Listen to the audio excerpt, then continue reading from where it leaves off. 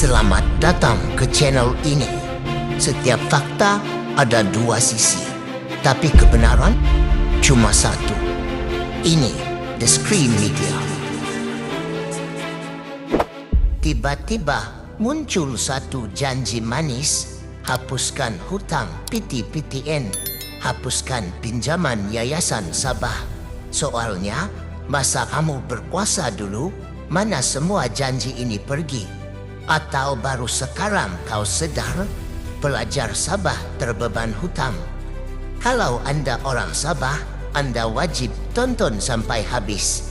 Sebab yang kita bongkar ini bukan sembarang janji politik.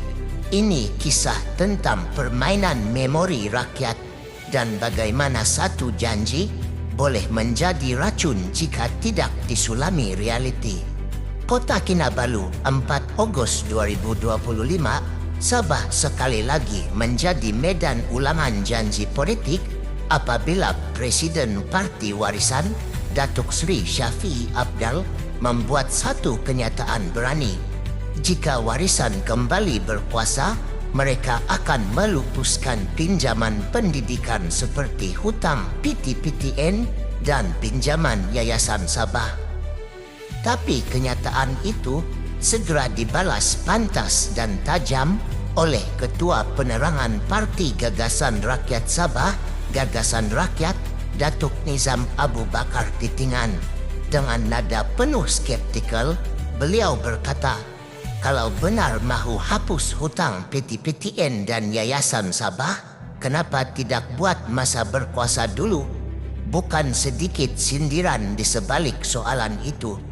Warisan pernah memegang tampuk kuasa dari 2018 hingga 2020. Tapi menurut Nizam, tiada satu pun dasar konkret yang menunjukkan kesungguhan Warisan dalam membantu pelajar Sabah secara menyeluruh ketika itu. Beliau turut menegaskan bahawa semasa tempoh pemerintahan Warisan, tiada pelupusan hutang diumumkan, tiada beasiswa baharu diperkenalkan dan tiada dana khas diperuntukkan kepada pelajar Sabah khususnya yang menuntut di luar negeri. Kenyataan ini menimbulkan persoalan yang amat besar. Adakah janji pelupusan hutang ini sekadar skrip politik lama yang diulang setiap musim pilihan raya? Adakah ini satu bentuk gula-gula politik yang disajikan kepada golongan muda Sabah semata-mata untuk meraih undi secara mudah? Menurut Nizam, kerajaan negeri di bawah pimpinan Datuk Seri Haji Jinor dan GRS tidak menggunakan pendekatan janji kosong. Beliau menyatakan bahawa GRS mengambil langkah realistik melalui pelbagai inisiatif pendidikan yang bersifat berterusan dan bukan bermusim. Antaranya, dana bantuan pendaftaran IPT untuk pelajar keluarga B40, Derma Siswa Sabah Maju Jaya, dan inisiatif khas untuk pelajar Sabah di luar negara. Apa yang penting menurut Nizam ialah pendekatan yang bertanggungjawab dari segi fiskal. Kerajaan tidak perlu menunggu musim pilihan raya untuk menunjukkan mereka prihatin. Beliau juga menyeru golongan muda supaya lebih kritikal dalam menilai janji politik. Jangan biarkan masa depan mereka digadai oleh mereka yang hanya muncul ketika musim undi menjelma.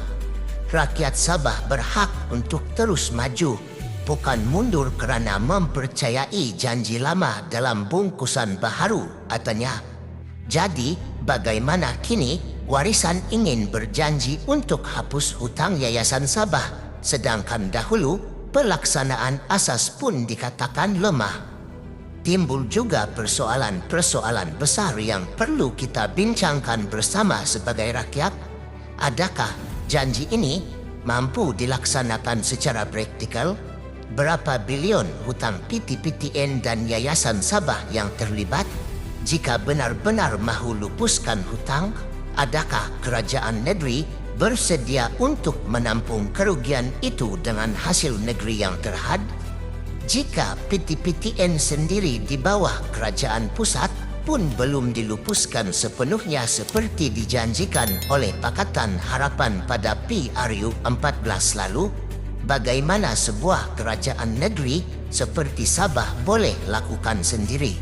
Apakah akan berlaku kepada prinsip keadilan kepada mereka yang sudah membayar hutang mereka lebih awal? Adakah rakyat yang bertanggung jawab akan merasa ditipu? Dan mengapa sekarang? Mengapa hanya apabila warisan berada di luar kuasa, janji besar seperti ini diumumkan? Bukankah ini strategi untuk kembali popular? Apa yang sedang berlaku bukan sekadar kempen pilihan raya. Ia adalah ujian terhadap ingatan kolektif rakyat Sabah. Adakah kita akan terus mudah dipancing dengan janji manis yang gagal ditunaikan ketika peluang sudah diberikan? Atau sudah tiba masanya rakyat Sabah menghukum kegagalan lama dan memilih pemimpin yang benar-benar terbukti menjaga kebajikan rakyat, bukan hanya pada musim pilihan raya, tetapi sepanjang masa? Kalau Anda rasa janji ini boleh dipercayai, tanya diri Anda sekali lagi, kenapa masa dia berkuasa dulu tak buat pun? Dan kalau Anda setuju rakyat Sabah perlukan politik yang matang dan telus, komen kami ingat di ruangan komen di bawah. Jangan lupa like, share, dan subscribe untuk lebih banyak pendedahan panas dunia politik Sabah. Sampai bila kita nak ditipu? Sampai bila kita nak tertidur dengan mimpi palsu? Sekian, kita jumpa lagi.